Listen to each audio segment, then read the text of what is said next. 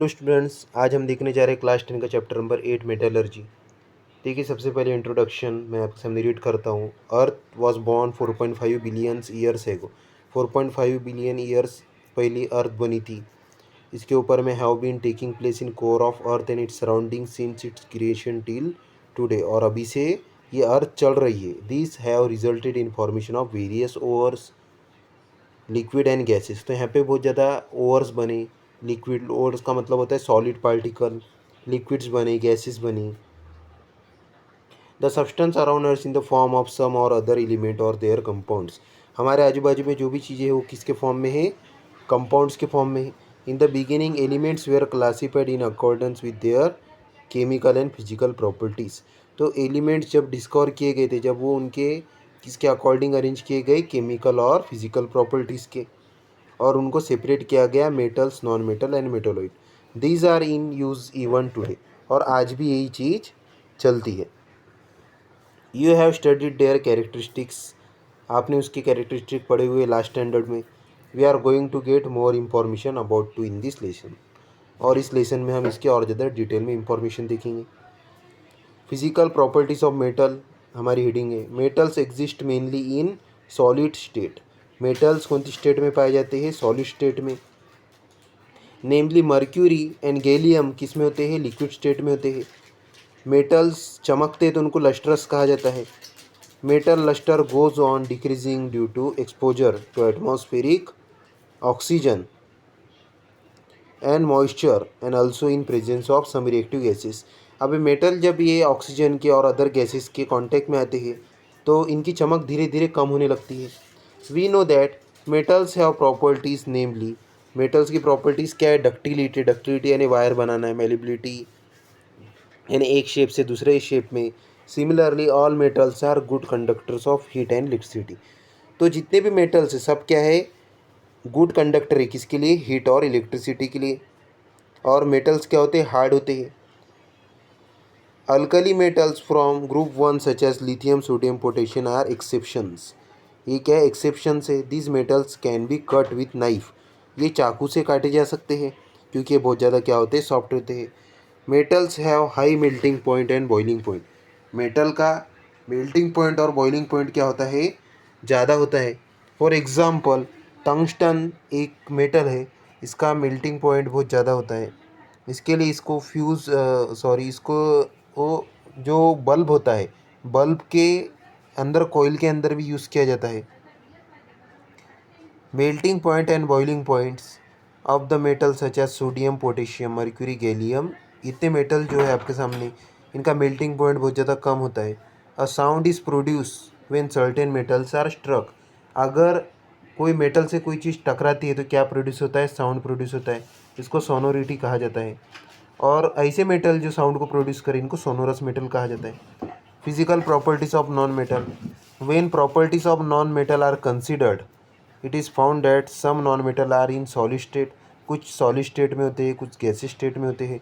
और एक छोड़ दिया अगर हमने ब्रोमीन को, तो वो किस में होता है? लिक्विड स्टेट में होता है। नॉन मेटल क्या होते हैं? चमकते नहीं हैं। Iodine exception, its crystal are shiny. Iodine के क्रिस्टल क्या होते हैं? शाइनी होते हैं। Non metal are not hard, hard नहीं होते। लेकिन इसमें एक एक्सेप्शन है। डायमंड क्या होता है? हार्ड होता है। नॉन मेटल है वो, लेकिन वो क्या है? हार्ड है। Diamond is hardest natural substance. Non metal का मेल्टिंग पॉइंट क्या होता है? लो। और बॉइलिंग पॉइंट भी लो होता है।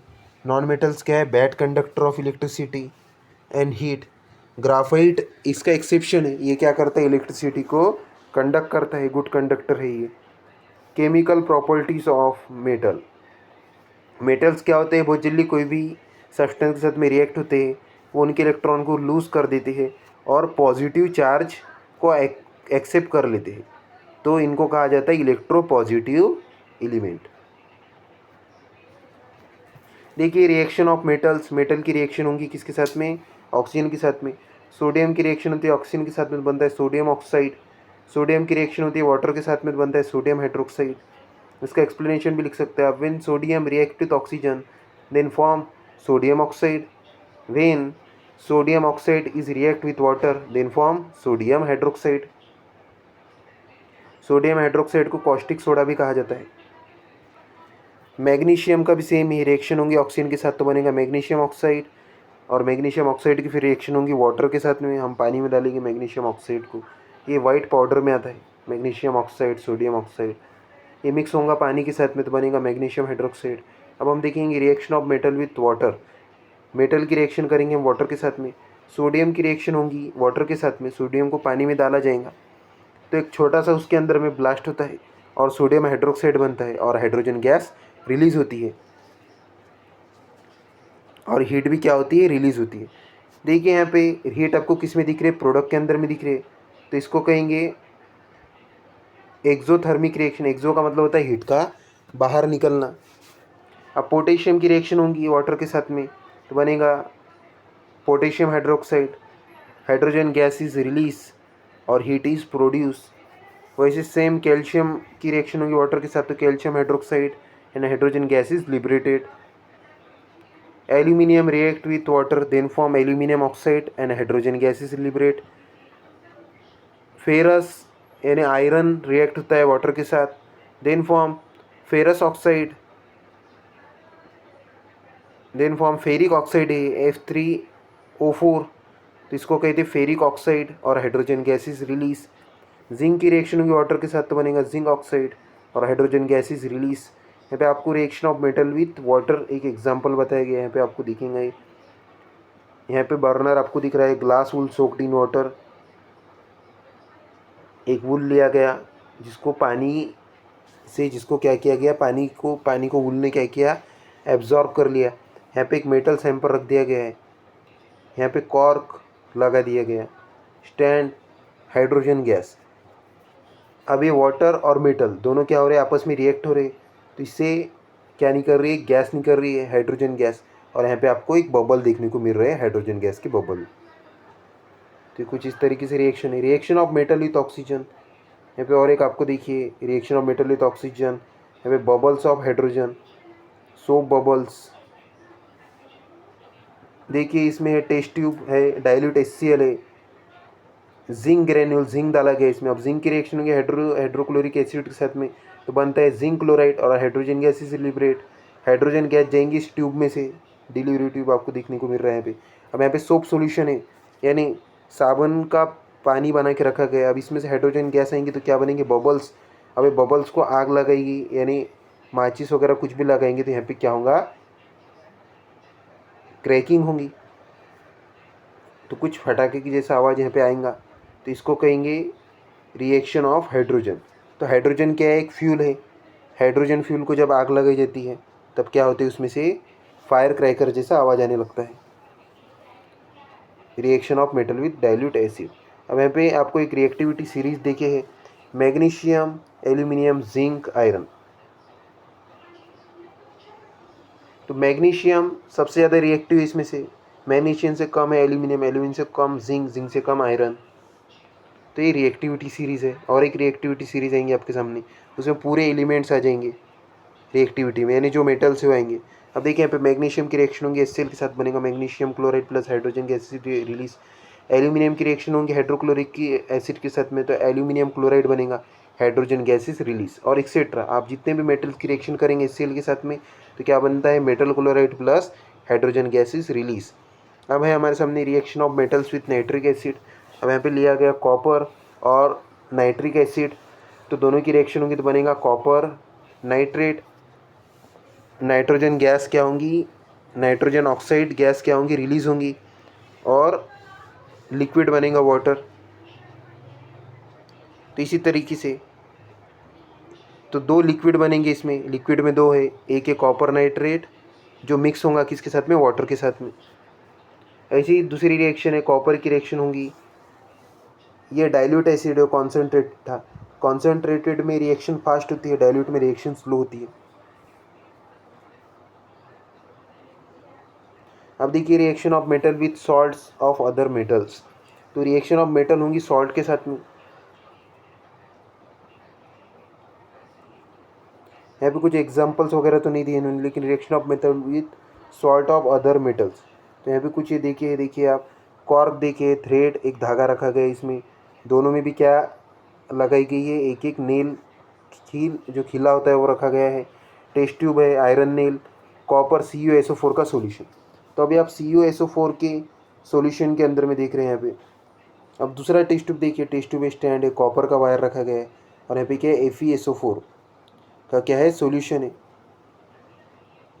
तो इनकी क्या होंगे आपस में रिएक्शन। अब कॉपर सल्फेट के साथ में जो नेल था वो एज इट इज़ है, बिकॉज ऑफ आयरन क्या है, ज़्यादा reactive as compare to copper. तो यहाँ पे होती है एक सिंगल डिस्प्लेसमेंट रिएक्शन। तो सिंगल डिस्प्लेसमेंट रिएक्शन क्या कहती है, मोर रिएक्टिव एलिमेंट किसके साथ में रिएक्ट होता है, लेस रिएक्टिव। अब कॉपर सल्फेट खुद ही क्या है, एक लेस रिएक्टिव है और यहाँ पे क्या है, फेरस। तो अब जब आप रिएक्टिविटी सीरीज देखेंगे तब आपको ये रिएक्शन डीप में समझ में आएंगी।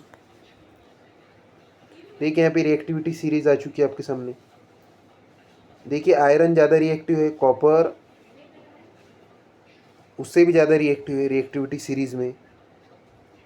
रिएक्टिविटी सीरीज़ में अभी आप देखेंगे कि एक आपको यहाँ पे चेन दिखेंगी, जो गोल्ड है ये सबसे ज़्यादा लेस रिएक्टिव है। अब आपको जितना ऊपर ऊपर आप जाएंगे इसमें उतना ज़्यादा रिएक्टिव में पहुँचेंगे रिएक्टिविटी। तो पोटेशियम की रिएक्टिविटी सबसे ज़्यादा है और कॉपर की रिएक्टिविटी कम है, आयरन की रिएक्टिविटी क्या है, ज़्यादा है। तो यहाँ पे एक रिएक्शन हो जाएंगी, यानी यहाँ पे बन जाएगा फेरस सल्फेट। अब एक दूसरी टेस्ट ट्यूब में देखिए आप, फेरस सल्फेट बन गया यहाँ पे। अब फेरस सल्फेट था ये, इसमें हमने डाला कॉपर। अब कॉपर की रिएक्टिविटी सीरीज देखेंगे हम, फेरस यानी आयरन की ज़्यादा है, कॉपर की ज़्यादा है।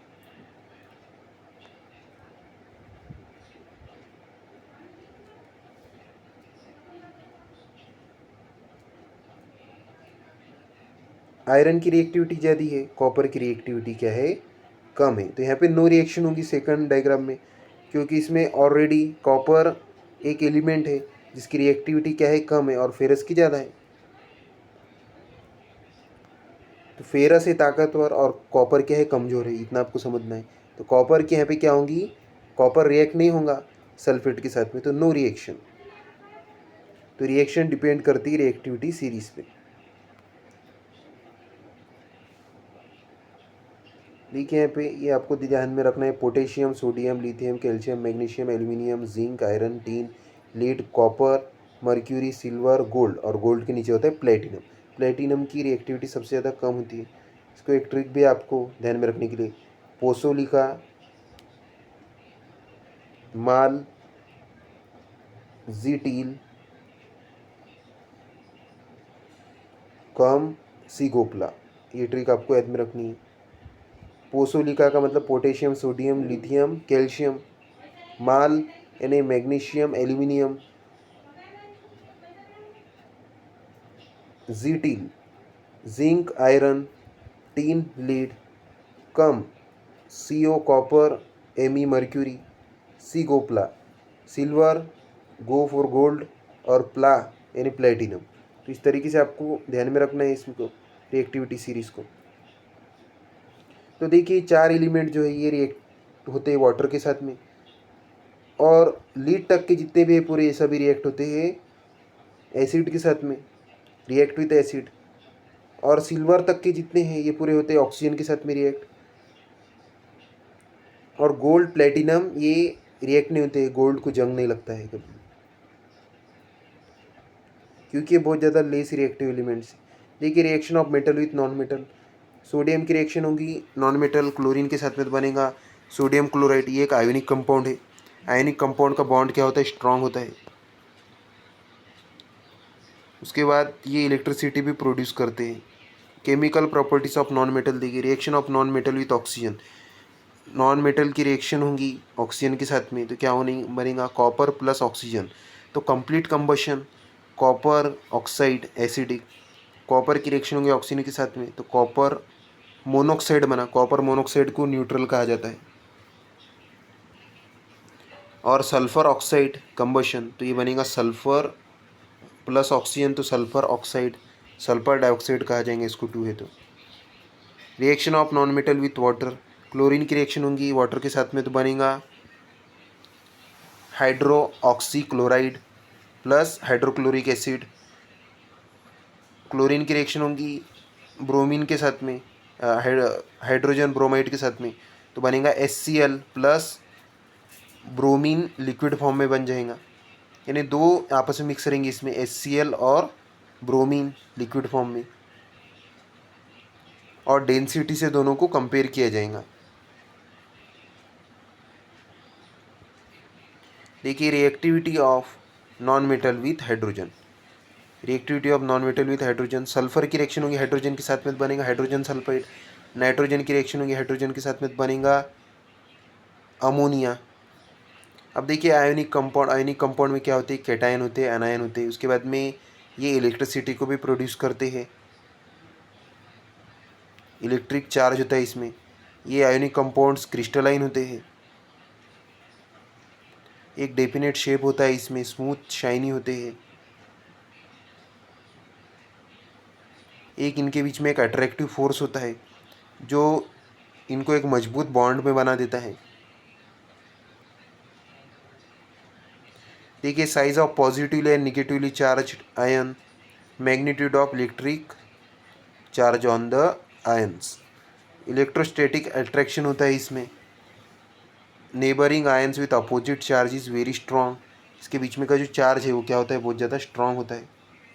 That is why melting point of ionic compound are high, इनका मेल्टिंग पॉइंट क्या होता है, ज़्यादा होता है। और ये क्या होते हैं, हार्ड होते हैं, ionic compounds are hard and brittle. तो आयोनिक कंपाउंड्स यानी कोई हार्ड भी हो सकते हैं और कोई ब्रिटल भी हो सकते हैं। ब्रिटल यानी गिर के टूट जाने वाली, जैसा कांच नीचे गिर के क्या हो जाता है, टूट जाता है। प्रॉपर्टीज ऑफ आयोनिक कंपाउंड, देखिए यहाँ पे जनरल प्रॉपर्टीज आपको देखी है। 1 मिनट में पेजेस काउंट कर देता हूँ और फिर स्पीड को एक कांस्टेंट वे में रखता हूँ, क्योंकि चैप्टर कोई छोटा नहीं है, अच्छा बड़ा चैप्टर है ये।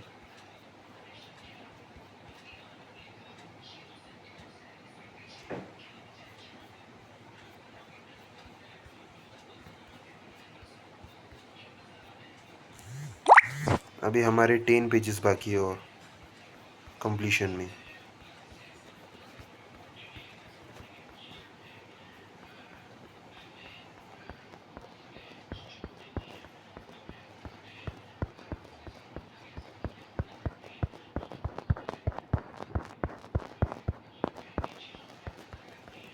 नाइन्टी 99 तक पहुँचे थे हम।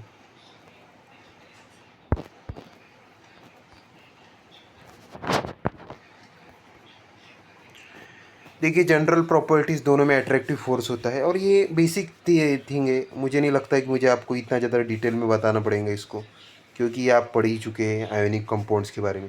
देखिए यहाँ पे आपको देखिए बैटरी है, चार्ज है, बीकर, ग्राफाइट रॉड। सॉल्यूट का मतलब होता है सॉलिड, सॉल्वेंट का मतलब होता है लिक्विड, और सॉल्यूट और सॉल्वेंट को मिला के क्या बनता है, सॉल्यूशन। ये भी आप पढ़ चुके हैं।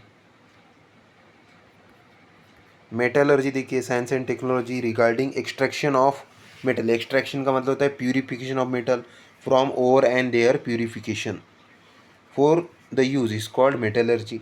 Occurrence of metals, most metal react do not occur in nature in free state.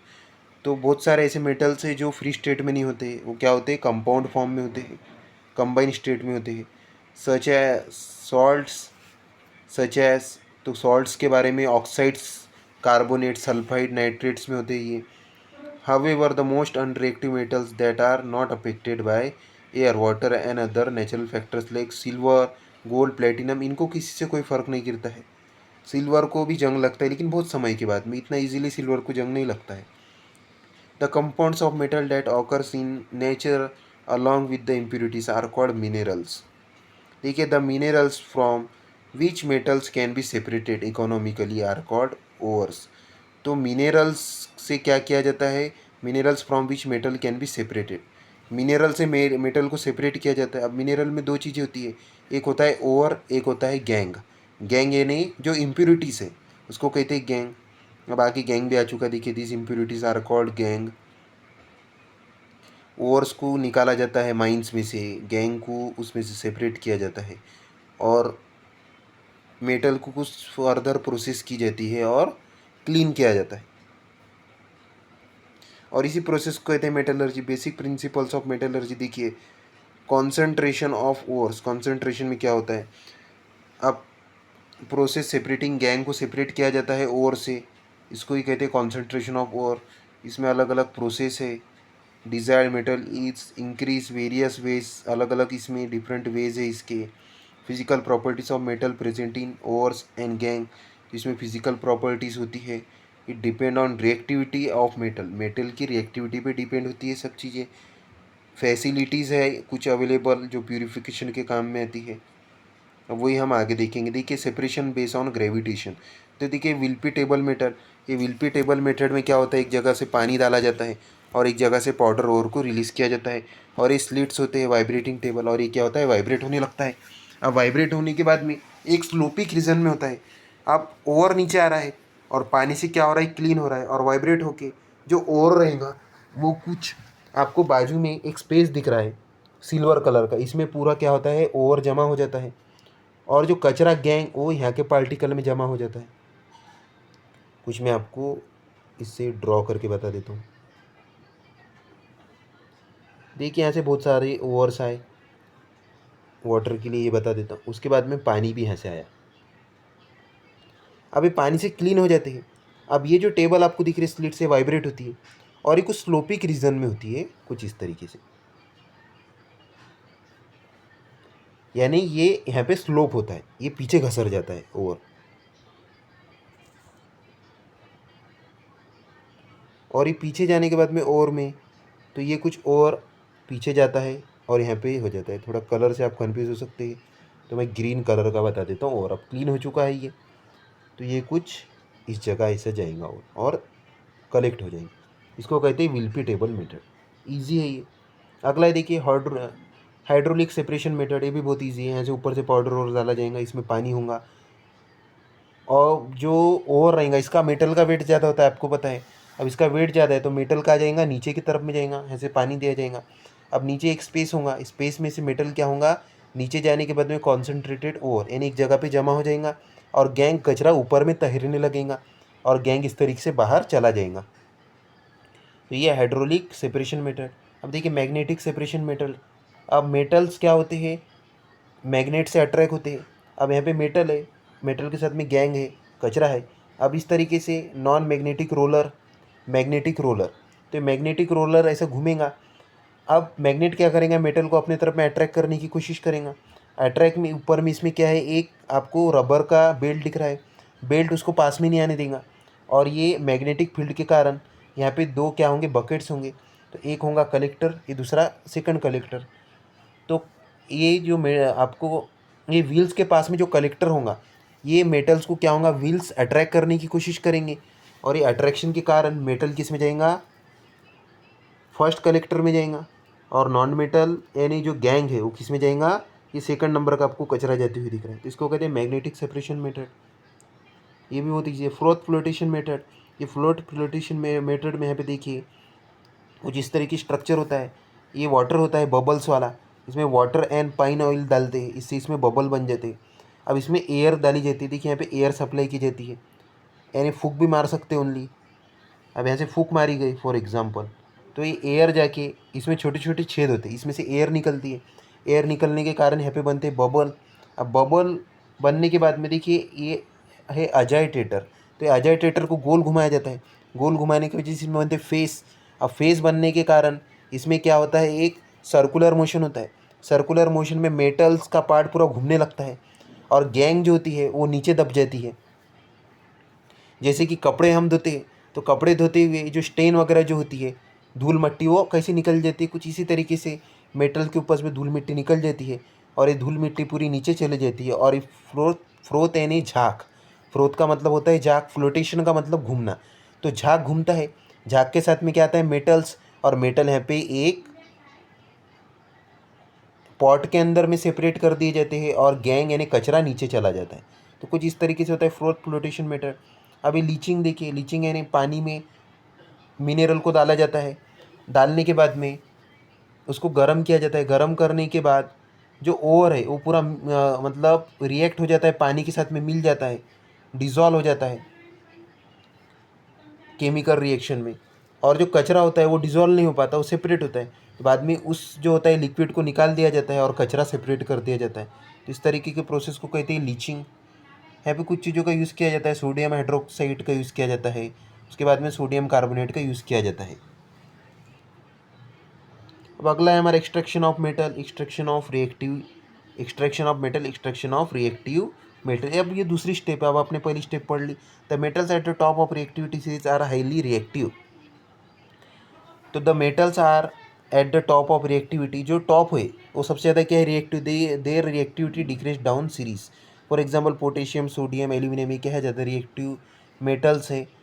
Forms cations by losing electrons in the outer most shell, ये पॉजिटिव चार्ज को बनाते हैं। For example reactive metals react vigorously, ये reactive metals क्या होते हैं, बहुत fastly react होते हैं with dilute acid to give hydrogen gas.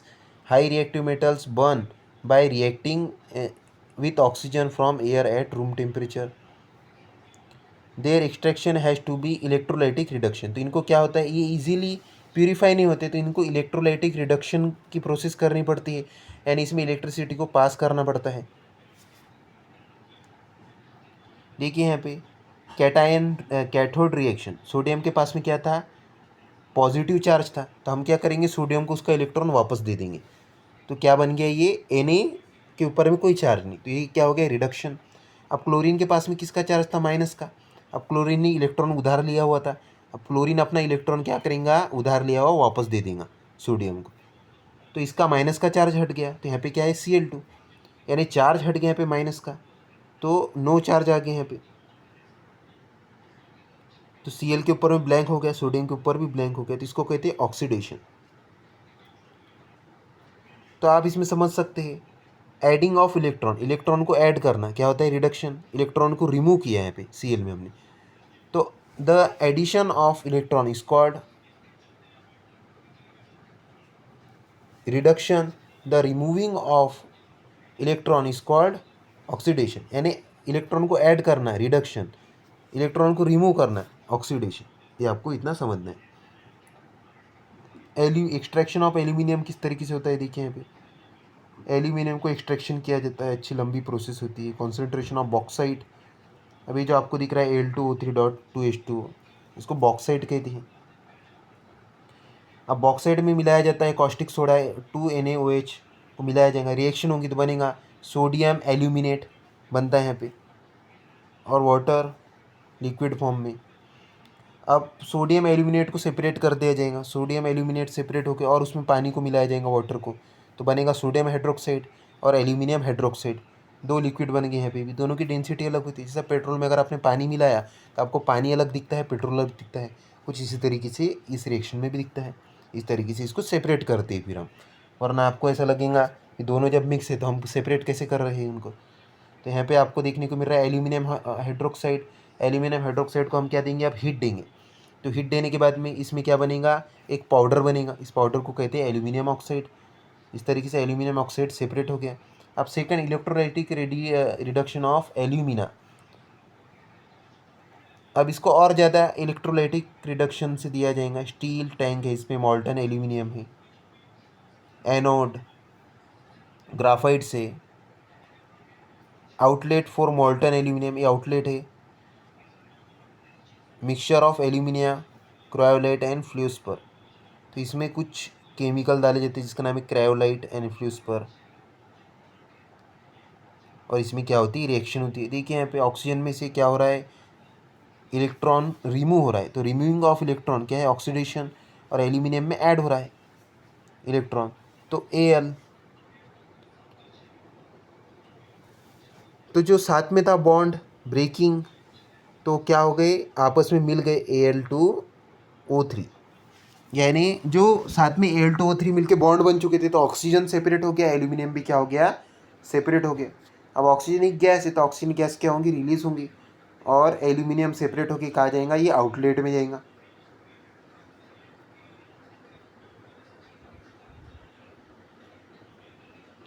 अब देखिए extraction of moderately reactive metals, moderately यानी बीच में के, जैसे कि जिंक है, जिंक रोस्टिंग है, कैल्सिनेशन है। रोस्टिंग का मतलब होता है सेकना, और कैल्सिनेशन का मतलब होता है अगर कोई चीज़ को, जैसे हम रोटी बना रहे, अब रोटी के ऊपर में अगर हीट ज़्यादा हो जाए तो क्या हो जाएंगी, जल जाएंगी, तो उसको कहते हैं कैल्सिनेशन। रोस्टिंग का मतलब मीडियम हीट, कैल्सिनेशन का मतलब होता है बहुत ज़्यादा हीट। यहाँ पे आपको डेफिनेशन भी देखिए, the sulphide ore are strongly heated in air, sulphide ore को स्ट्रांगली हीट किया जाता है एयर के अंदर में to transform them into oxides, oxides में कन्वर्ट करने के लिए, तो इसको कहते हैं रोस्टिंग। अब कार्बोनेट को हीट किया जाता है तो इसको कहते हैं कैल्सिनेशन। तो जब सल्फाइड को हीट किया जाएगा तो आपको क्या ध्यान में रखना है, रोस्टिंग। और जब कार्बोनेट को हीट किया जाएगा तो उसको क्या कहते हैं, उसको कहते हैं कैल्सिनेशन। तो यहाँ पे देखिए जिंक सल्फाइड की रिएक्शन, जिंक सल्फाइड को हम हीट दे रहे हैं तो क्या बन रहा है, जिंक ऑक्साइड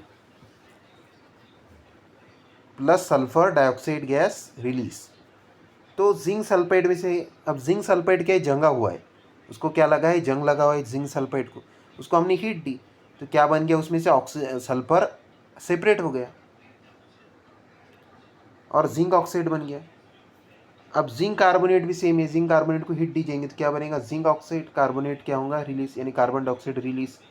अब जिंक ऑक्साइड की रिएक्शन होगी किसके साथ में, कार्बन के साथ में रिएक्शन हम करेंगे इसको, तो क्या बनेगा, जिंक सेपरेट हो जाएगा, कार्बन डाइऑक्साइड रिलीज होगा। हमने क्या किया, जिंक को प्यूरिफाई किया यहाँ पे।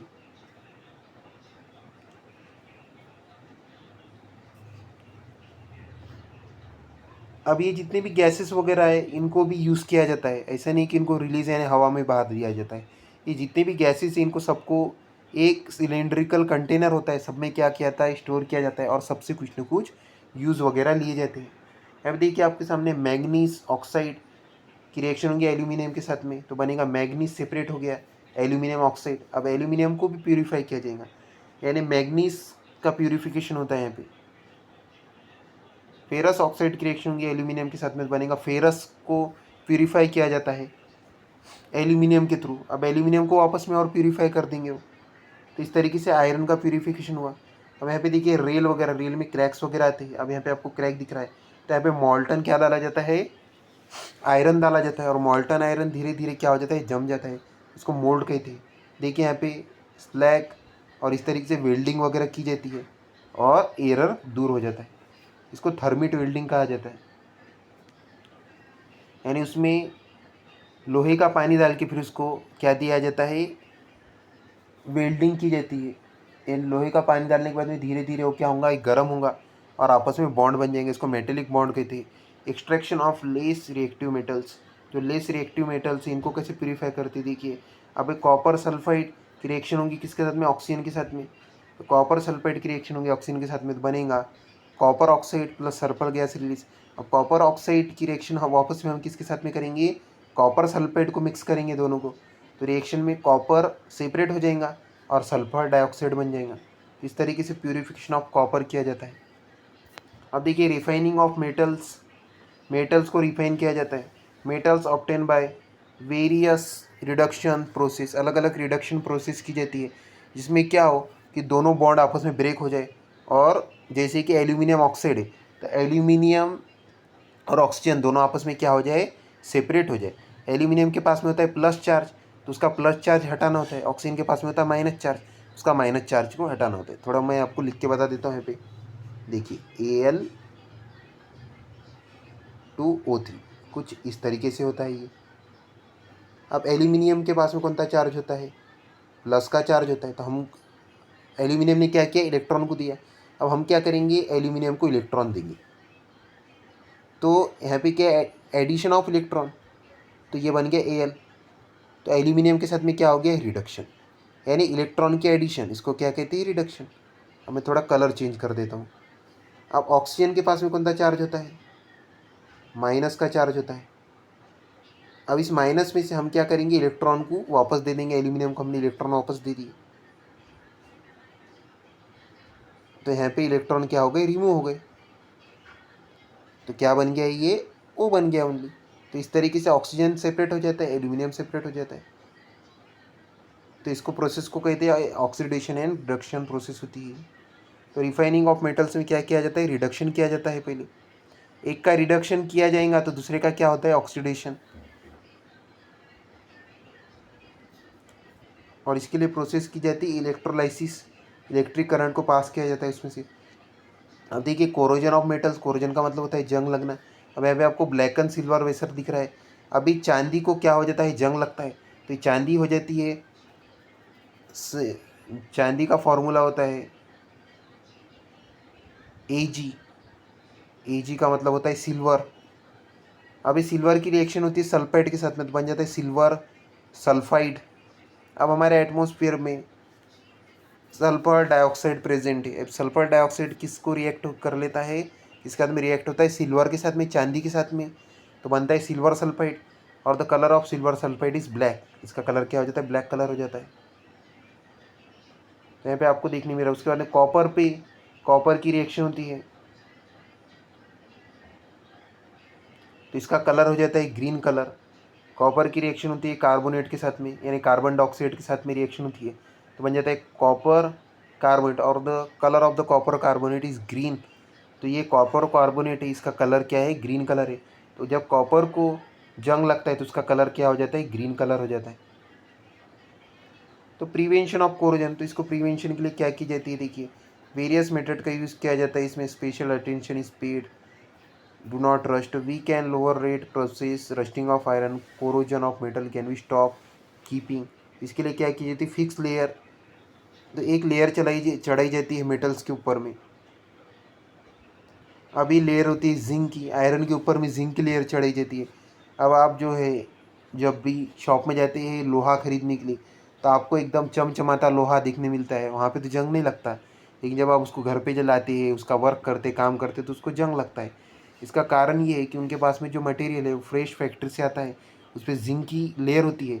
और जब हम उससे यानी मतलब उसकी कटाई वगैरह करते हैं लोहे की, उसके एंगल्स को काटते हैं हम, तो ये जिंक की परत धीरे धीरे कम कम होने लगती है यहाँ से, और धीरे धीरे जंग लगना शुरू हो जाता है। तो एक जिंक की कवरिंग होती है आयरन के ऊपर में। तो इसकी कुछ प्रोसेस है, देखिए सबसे पहले प्रोसेस है गैल्वनाइजेशन। गैल्वनाइजेशन प्रोसेस के अंदर में कुछ स्टेप्स है। कॉस्टिक क्लीनिंग, कॉस्टिक क्लीनिंग है ना, इसमें क्या डाला जाता है, सोडियम हाइड्रोक्साइड डाला जाता है। सोडियम हाइड्रोक्साइड डालने के बाद एक कपड़े से इसको पोंछा जाता है। रिंसिंग का मतलब होता है पानी डाला जाता है, फिर इसको अच्छे से पोंछा जाता है, साफ़ किया जाता है। तो इसके ऊपर में से जो भी इम्प्योरिटीज़ वगैरह जो है वो पूरी हट जाती है। उसके बाद में इसको एसिड रेन दिया जाता है, यानी इसमें एसिड की बौछार की जाती है।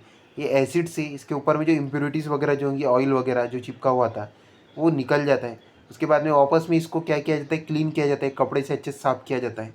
इसको रिंसिंग कहा जाता है। रिंसिंग का मतलब होता है क्लीनिंग। पिकलिंग का मतलब होता है एसिडिंग, यानी एसिड की बात, एसिड बात का मतलब होता है पिकलिंग। रिंसिंग का मतलब होता है क्लीनिंग। एक फ्लक्स सॉल्यूशन करके इसके ऊपर में डाला जाता है। फ्लक्स सॉल्यूशन क्या करता है, इसके ऊपर में और जो इम्प्योरिटीज़ होंगी उसको रिमूव कर देता है। बाद में ड्राइंग, इसको सुखाने के लिए रखा जाता है। बाद में जिंक बाथ दिया जाता है, जिंक का बाथ दिया जाता है इसके ऊपर में से। और जिंक का बाथ देना है, यानी इसको जिंक के अंदर में क्या है, डाल दिया, डुबो दिया जाता है। जैसा एक पानी, इस पानी में अगर हम एक चम्मच को डुबो देते हैं, वैसे ही जिंक के सॉल्यूशन में इसको डुबो दिया जाता है, और बाद में इसको निकाला जाता है। निकालने के बाद में इस पर पूरी जिंक की क्या लग जाती है, कोटिंग लग जाती है। इसको कूलिंग किया जाता है और ये चमकने लगता है। कुछ इस तरीके से आपको देखने मिल रहा है कूलिंग के बाद। तो ये गैल्वेनाइजेशन प्रोसेस है। उसके बाद में टीनिंग की प्रोसेस में क्या होता है, देखो in this method layer of molten in deposited on metals. तो एक मोल्टन लेयर क्या होती है, मेटल के ऊपर में लगाई जाती है। Greenish layer forms on surface of copper और brass vessels. This greenish layers is poisonous. ये ग्रीनिश लेयर क्या होती है, पॉइजनस। ये बटर मिल्क और curry place in such vessel it gets spoiled. अगर इसमें बटर मिल्क, छाछ या करी अगर डाली जाए तो क्या हो जाएंगी, खराब हो जाएंगी। तो tinning is done to prevent all such damages. तो टीनिंग है नहीं, एल्यूमिनियम का यूज़ किया जाता है इसमें, एल्यूमिनियम बात दिया जाता है इसको। तो ये प्रोसेस को कहते हैं टीनिंग। अब देखिए एनोडाइजिंग, एनोडाइजिंग एक प्रोसेस है, इसमें भी एल्यूमिनियम बात होता है। तो in this metal copper aluminum are coated in a thin strong layer. Their oxide means of electrolysis for copper aluminum article is used as anode. तो कॉपर एल्यूमिनियम के आर्टिकल्स को एनोड के जैसे यूज़ किया जाता है, जैसे यहाँ पे आपको देखने को मिल रहे हैं, एनोड में आपको देखने मिल रहे हैं। ये क्या है, कॉपर के एल्यूमिनियम के आर्टिकल्स है। अब इसमें क्या किया जाएगा, करंट को पास किया जाएगा, कैथोड। करंट को पास करने के बाद में से इसमें क्या होगा, कौन सा चार्ज आएगा, पॉजिटिव चार्ज धीरे धीरे रिमूव होगा। और ये रिमूव होते ही इस पर क्या होती है, ऑक्सीजन की परत लगती है। यानी ऑक्सीजन क्या करता है, इसको स्ट्रांग बनाता है। इस पर जो लेयर बनती है वो क्या होती है, ऑक्सीजन की लेयर होती है। तो अब कॉपर के साथ में कार्बन डाइऑक्साइड रिएक्ट नहीं होगा, ये क्या बन जाएगा, कॉपर से कॉपर ऑक्साइड बन जाएगा, एक इस पर ऑक्सीजन की परत लग जाएंगी, वैसे एल्यूमिनियम से एल्यूमिनियम ऑक्साइड हो जाएगा। तो इसको फिर जंग लगने का कारण कोई बनेगा नहीं। उसके बाद में एल्यूमिनियम और कॉपर जब इनको क्या किया जाता है, इस तरीके से प्यूरिफिकेशन किया जाता है तो हार्ड बनते, मजबूत बनते हैं। तो इसको जितना ज़्यादा क्या किया जाएगा, इलेक्ट्रोलाइसिस की प्रोसेस में रखा जाता है, तो ये धीरे धीरे धीरे धीरे ऑक्सीजन से क्या बनते, एकदम बहुत ज़्यादा स्ट्रांग बन जाते, हार्ड बन जाते। इलेक्ट्रोप्लेटिंग की जाती है, देखिए इलेक्ट्रोप्लेटिंग के अंदर में in this metal less reactive metal is coated on more reactive metal. तो लेस रिएक्टिव मेटल एक जगह होता है, एक जगह होता है मोर रिएक्टिव। तो लेस रिएक्टिव मेटल की प्लेटिंग की जाती है मोर रिएक्टिव पे। Less reactive metal is coated, less reactive metal पे को कोट किया जाता है on more reactive metal by electrolysis. जैसे आप नकली गहने देखते हैं और उसके बाद में हम चम्मच है, हमारे स्टील के प्लेट्स है, तो इस पर एक प्लेटिंग होती है, तो इसको कहते हैं electroplating. Gold plated ornaments are examples of electroplating. तो हम जो 22 कैरेट का सोना देखते हैं, 20 कैरेट का सोना देखते हैं, तो ये जो सोना हमको देखने मिलता है तो ये इलेक्ट्रोप्लेटिंग से होता है। देखिए यहाँ पे एक सेल लगा है, बैटरी से इलेक्ट्रॉन पास होंगे। अब यहाँ पे एक स्पून चम्मच है, कैथोड एल्यूमिनियम स्पून, एल्यूमिनियम का चम्मच है ये, और यहाँ पे सिल्वर रखा गया है। देखिए सिल्वर एक जगह रखा गया है एनोड पे, और एक कैथोड, एनोड के पास में चार्ज होता है, कैथोड के पास में भी चार्ज होता है। एनोड के पास में पॉजिटिव चार्ज होता है, कैथोड के पास निगेटिव चार्ज होता है। अब देखिए सिल्वर लेस रिएक्टिव है और एल्यूमिनियम मोर रिएक्टिव है, तो लेस रिएक्टिव की प्लेटिंग होगी मोर रिएक्टिव पे, यानी सिल्वर की प्लेटिंग किस पे होंगी, एल्यूमिनियम पे। तो आपको जाते हुए दिख रहे हैं, यहाँ पे देखिए सिल्वर के पार्टिकल आपको जाते हुए दिख रहे हैं, एजी के पार्टिकल जा रहे हैं किसके पास में, एल्यूमिनियम के पास में। और नाइट्रेट के पार्टिकल भी, इसमें नाइट्रेट के पार्टिकल सेपरेट हो रहे।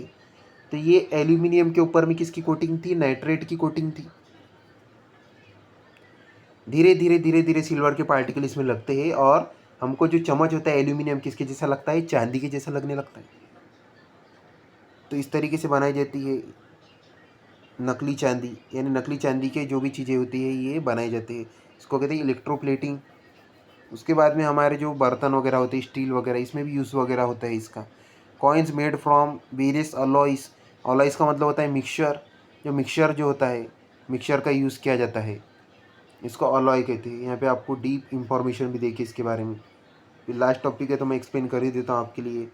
Majority of the metal substance used presently are in the form of alloys, alloys का मतलब होता है mixture. The main intention behind this decrease intensity of corrosion metal. तो दो मेटल्स को आपस में मिक्स किया जाता है और इसमें क्या होता है, कोरोजन लगने की समस्या बहुत कम हो जाती है।